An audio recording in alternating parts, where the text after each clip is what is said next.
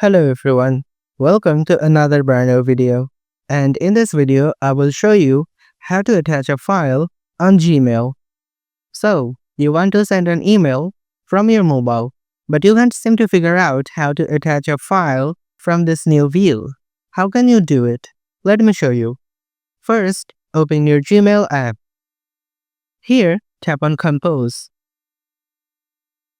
On the top options, you will see many options. Tap on that paperclip icon and then tap on Attach. From here, if you tap on the three lines at the top left, you can select from where you want to attach your file.